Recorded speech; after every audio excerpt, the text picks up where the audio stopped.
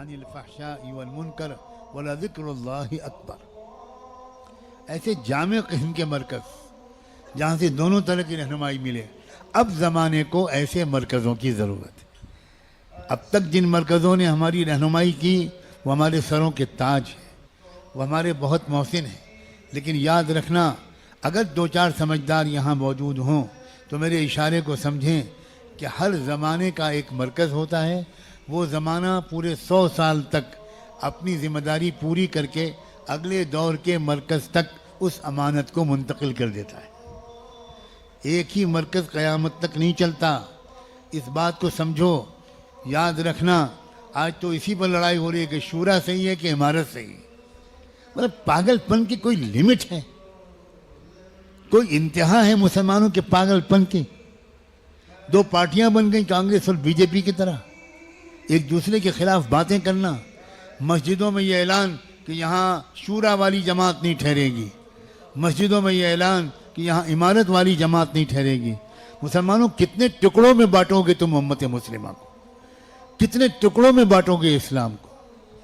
یاد رکھنا جب دین کی محنت کا انداز بدلتا ہے تو کوئی نیا نبی اور مجدد آ کے اعلان نہیں کرتا کہ اب دین کی محنت کا انداز بدل گیا، بلکہ دین کی پرانی محنت میں کرنے والوں میں ایسے کیڑے مکوڑے اور ایسی خرابیاں پیدا ہو جاتی ہیں، اسی سے سمجھنے والے سمجھ جاتے ہیں کہ بھئی اب اس محنت کی عمر پوری ہو چکی، اب کوئی اور محنت اس کی جگہ لے گی۔ آؤ تلاش کرتے ہیں، آؤ ڈھونڈتے ہیں کہاں کون سی محنت اس کی جگہ لے گی، کیونکہ سرکار دو عالم کی امت دین کی محنت کے بغیر تو نہیں رہے گی، یہ تو پکی بات ہے، لیکن ایک ہی محنت قیامت تک کے لیے قبول کبھی نہیں ہوتی۔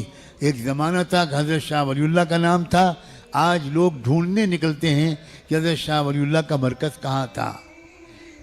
ایک زمانہ تھا کہ حضرت مجدد صاحب کا مرکز تھا سرہند میں، آج لوگ ٹکٹ لے کر جاتے ہیں سرہند اور صرف وہاں فاتحہ پڑھ کے چلے آتے ہیں۔ یاد رکھنا ہر صدی کے مرکز بدلتے ہیں، اس بات کو سمجھو۔ میں خطرہ مول لے کر یہ بات کہہ رہا ہوں، میں جانتا ہوں کہ اسی بیان کے درمیان کمنٹس آنے شروع ہو گئے ہوں گے، ٹرول کیا جا رہا ہوگا مجھے، گالیاں دی جا رہی ہوں گی مجھے، بد دعائیں کی جا رہی ہوں گی مجھے اس کی کوئی پرواہ نہیں ہے، مجھے اللہ کی پکڑ کا ڈر ہے، اس لیے وہ بات جو اللہ نے مجھ پر کھولی ہے میں صاف لفظوں میں کہنا اپنا فرض سمجھتا ہوں۔ اور آج جو مرکز آباد ہیں کل کو یہاں بھی خاک اڑے گی۔ یاد رکھنا کوئی مرکز، وہ نیلل کے خانقاہ ہو، مکتب نعمانیہ بیلگام ہو، جب تک یہ صحیح چلیں گے تب تک اللہ ان سے کام لے گا۔ جب نیت خراب ہوگی، جب عوام الناس کی عقیدتوں کا فائدہ اٹھانے کا مزاج چلے گا، جب بھولے بھالے لوگوں کو ایکسپلائٹ کیا جانے لگے گا تو خانقاہ نیلل میں بھی دھول اڑے گی، مکتب نعمانیہ بیلگام میں بھی گدے خچر ڈھینچوں ڈھینچوں کریں گے، کوئی خیر کا کام یہاں سے وجود میں نہیں آئے گا۔ اللہ کو کسی کی غرض نہیں ہے، اللہ ہر ایک سے بے نیاز ہے، ہم اللہ کے محتاج ہیں، اللہ ہمارا محتاج نہیں۔ اللہ ہم کو صحیح راستے پر ثابت قدم رکھے۔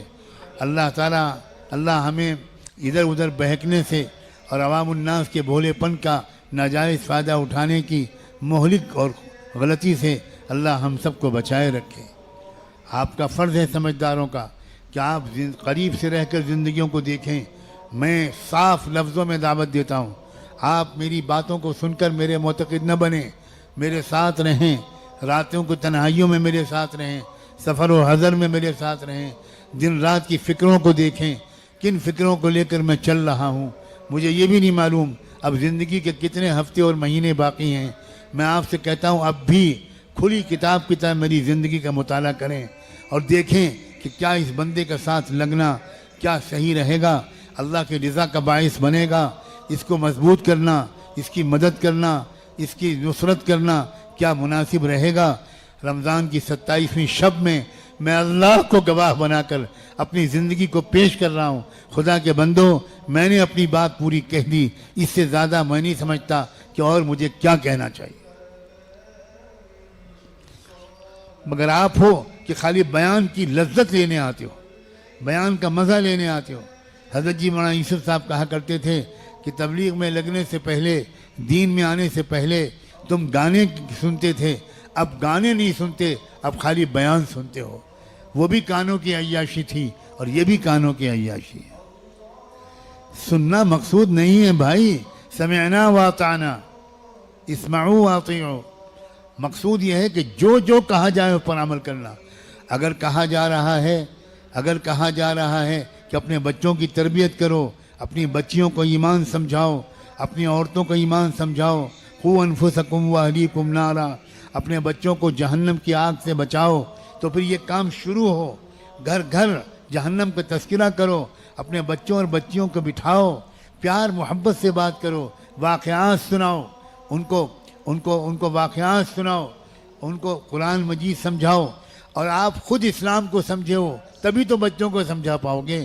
مجھے یہ کہنے دو، خدا کرے کہ میری یہ بات غلط ہو، کہ آپ میں سے اکثر اسلام کو سمجھے ہوئے نہیں۔